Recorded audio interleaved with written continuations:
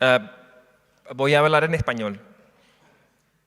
Y no va a haber salvación porque los que me conocen yo hablo muy rápido, normalmente en inglés, pero igual en español. A ver, ¿para pasar página? Tic, tic, oh, tic. Verde. ¿Viste? Bueno, aprendemos algo todos los días. Ignorar, ignorar. La presentación la vamos a estar pasando después, así que está toda en inglés, pero no se preocupen si en algún otro momento quieren conversar con nosotros sobre cualquier tema, pues encantados. Riesgo de mercado, ¿vale? Estamos hablando de riesgos de precio. En 2 sesiones más va a haber una discusión donde yo seré el moderador, donde hablaremos de otros tipos de riesgos, pero me voy a enfocar yo en lo que es la cuestión de riesgo de mercado, ¿vale? Overview de lo que es el mercado eléctrico, ¿vale? Tenemos varios mercados. Anteriormente la gente se enfoca más en todo lo que es el precio spot, el mercado diario, intradiario, pero hay otros mercados también, estos controlados en este caso por red eléctrica, que serían los servicios complementarios, ¿vale? O de balance del sistema, que son esto por acá. ¿Vale? Restrictions Market, Ancillary Services, deviaciones, intraday. Y otro que creo que vale la pena mencionar, y lo estaré comentando, es de los futuros. También, entonces, OMIP, ¿vale? OMIP o EEX, varias plataformas que uno puede utilizar para poder hedge your exposure al mercado. Si no te gusta la volatilidad del mercado, pues hay mercados donde tú puedes ir a cubrir tu market exposure, ¿vale? Básicamente, ¿en qué se trata un mercado? Esta es una presentación que he hecho varias veces, así que no voy a estar pasando mucho tiempo charlando sobre ella, ¿vale? A la izquierda tenemos unas circunstancias donde hay una curva de oferta de tecnologías termales, donde no hay la renovable en operación, y a la derecha, ¿qué es lo que ocurre cuando entra la renovable? Pues la curva de oferta se empuja para la derecha y lo que ocurre es que baja el precio, ¿vale? Así de simple, estamos hablando de la canalización. Como pongo aquí abajo, you can hear me speaking about this over and over again super quickly, pero no voy a hablar mucho de ello. Vamos a asumir que todo el mundo tiene ya esto básicamente un poquito más claro. La única otra cuestión, interesantemente, es que uno no sabe exactamente si estamos del lado izquierdo o del lado derecho. En este momento, cuando hemos tenido mucho viento, el precio puede caer. Pues hasta el último día estamos a menos de 5 euros por megavatio hora y en el mismo día subió a más de 200 euros por megavatio hora, ¿vale? Entonces, esa volatilidad es parte de la transición que estamos viajando. Bueno, vamos a hablar un poquito sobre qué es lo que está ocurriendo en el mercado spot diario en particular y después comentaré sobre otros temas. Vale. ¿Qué es lo que estamos mirando aquí? El 2021, desde enero hasta finales de noviembre. En la curva por detrás lo que tenemos es el despacho de las diferentes tecnologías y la curva enfrente, la línea negra, la gris y la negra a puntos, es donde han estado los precios diarios. Entonces, el ponderado en negro, sólido, y los demás, el precio máximo en gris, por ejemplo, y el mínimo diario en puntos. Como ven aquí, cuando hay mucho viento, sí es que es posible que nosotros veamos precios muy bajos, pero dentro de ese contexto, si estás mirando la volatilidad alrededor de la media, no cambia mucho, ¿vale? Cuando estamos hablando antes que si el almacenamiento va a tener algo que ver en España y la gente dice, pues no lo veo muy claro, pues obviamente si hubiésemos comprado aquí para vender acá, sí, pero la batería no funciona de esa manera, ¿vale? Pero lo que tenemos en España es bastante capacidad hidráulica que deja que uno pueda modular y controlar la subida de precios que pueden ocurrir. Al fin y al cabo, lo que vamos a notar es que el ciclo combinado es muy importante en la manera en que se está determinando el precio. Eso por ahora. Eventualmente creo que va a importar mucho menos, pero eso es parte de la transición en la que nos estamos acercando. Arriba a la izquierda, el precio ponderado diario con el despacho de la eólica y aquí la solar, ¿vale? Cuando hay mucho viento o sol, bajan los precios y viceversa. Aquí está la nuclear. No hace mucho impacto, pero lo que sí se puede ver es que mientras están cambiando combustible, etcétera, no es que estén funcionando todo el tiempo, pero tienen un poquito de flexibilidad. Y aquí abajo, lo más interesante, tenemos la hidráulica en azul y en el naranja tenemos el ciclo combinado, despacho diario, ¿vale? Lo que uno se puede dar cuenta es que cuando suben estas curvas, pues están subiendo estas también. Otra cuestión es que hay una correlación muy importante entre la hidráulica y el ciclo combinado.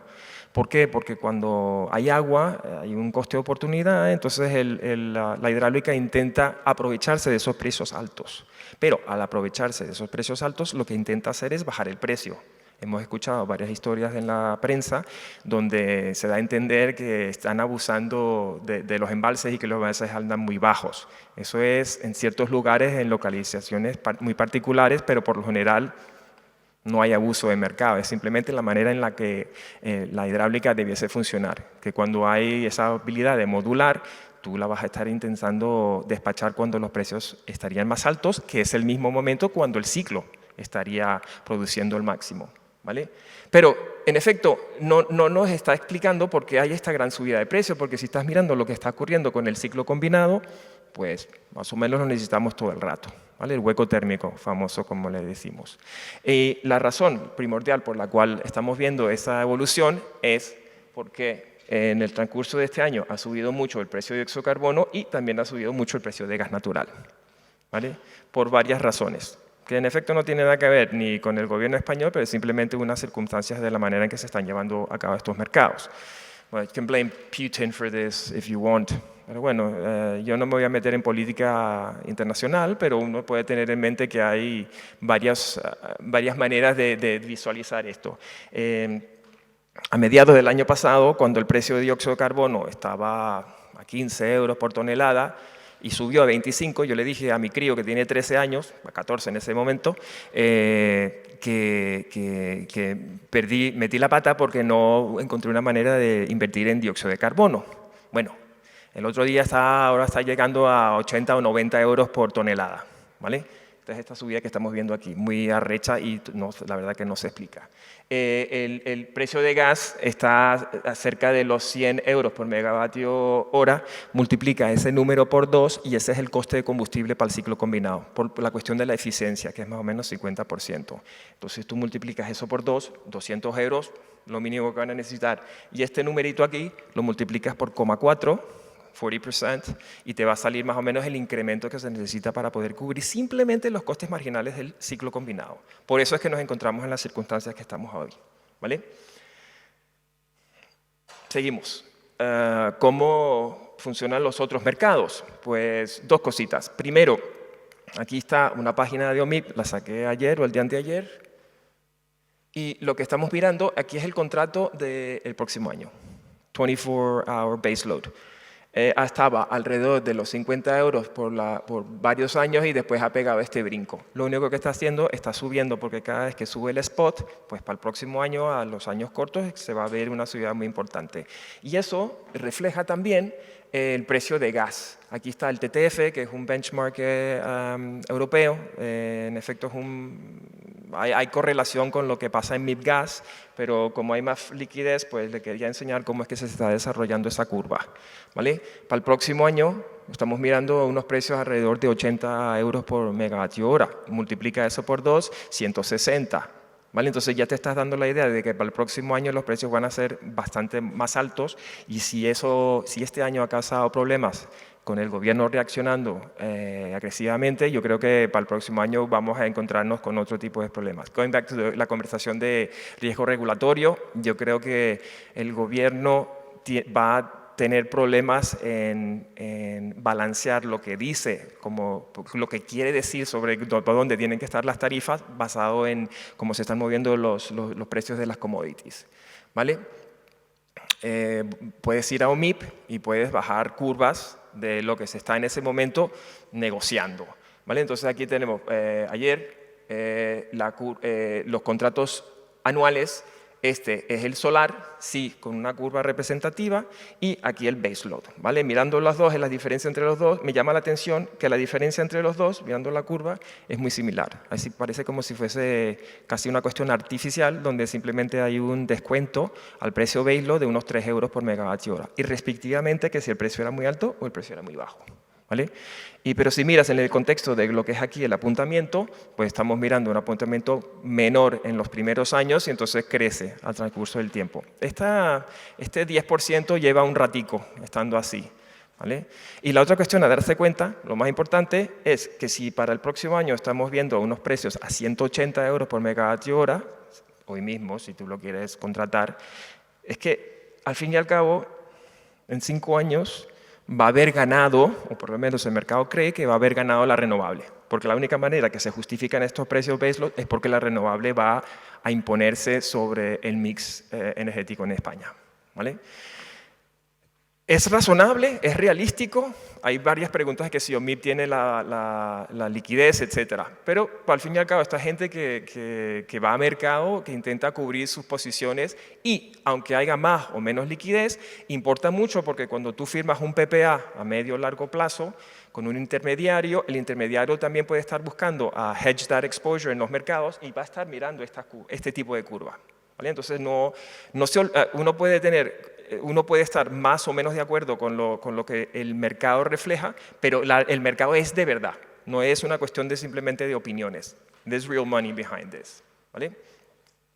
Vamos a hablar un poquito sobre la interacción entre el mercado diario, el futuros y los PPA.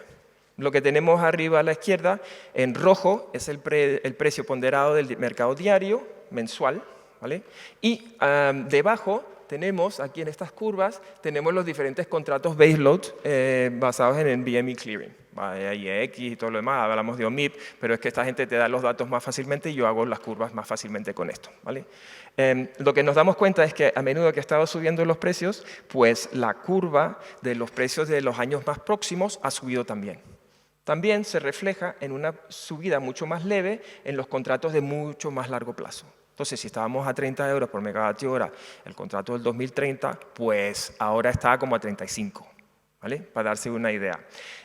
¿Podemos ver algo de eso reflejado en los precios de PPA? Bueno, yo hablaría con Miguel, que me ha hecho un poco de propaganda, pues Miguel también es muy al loro de cómo se desarrollan los precios en los contratos. Los contratos son todo un poquito bespoke, pero bueno, uno de los que también intenta imponer un índice de PPAs es Pexapark, por ejemplo. Entonces aquí el índice de Pexapark de los contratos bilaterales PPA, digamos a 10 años, reflejan una evolución de precio. Aquí está el precio diario, ¿vale? Y aquí está lo que ha estado ocurriendo con el índice del Spanish PPA, ¿no? Y lo que tenemos es que se ve que ha subido entre un 30 a mediados de este año y ahora está como, bueno, entre 35 y 40, que refleja bastante cerca lo que hemos visto en los futuros también.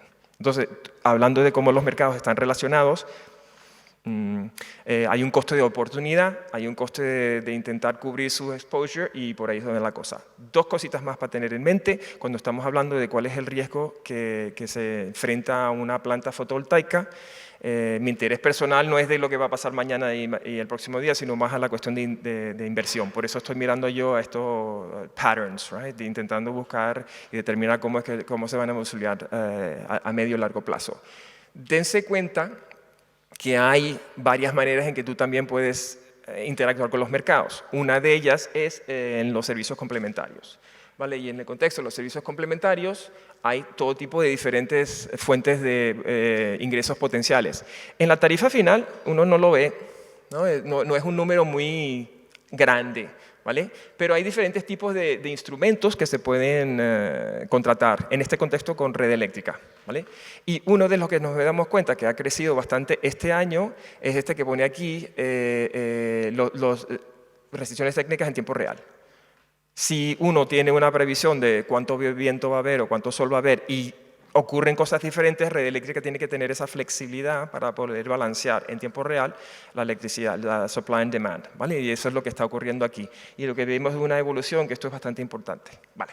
Pero yo no le daría mucha importancia en el contexto que, aunque los precios han sido muchísimo más altos, tú estás mirando que lo que te está costando más o menos en la tarifa final, los servicios complementarios, es poco, ¿vale?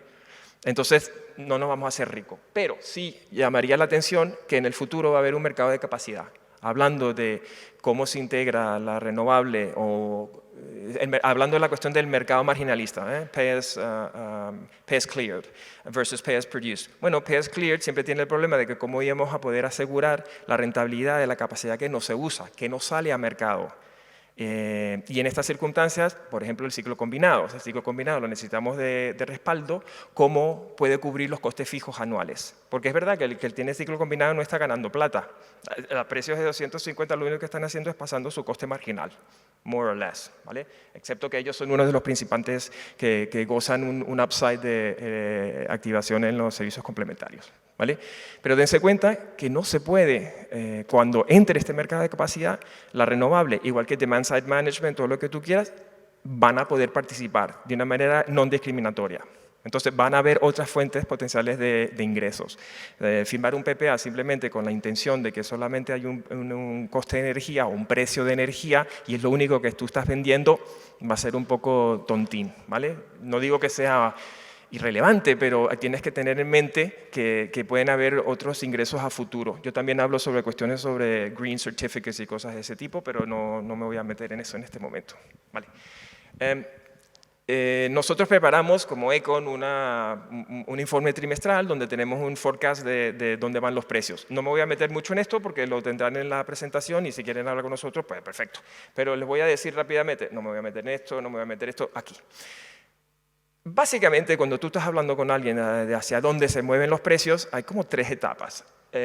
Una, la primera, el P1 aquí, simplemente es lo que tú creas que será tu visión sobre cuáles van a ser los costes de los combustibles y el dióxido de carbono. Y aviso que yo preparé estas curvas que son de este último trimestre, pero a principios o mediados de noviembre y ya los precios se han disparado y en esas circunstancias te das cuenta que nosotros ya estamos mirando un precio de 130 y ahora ese contrato está a 180 en los futuros. ¿Por qué? Porque el precio de gas está mucho más alto de lo que yo lo había visto en ese momento y igual el dióxido de carbono.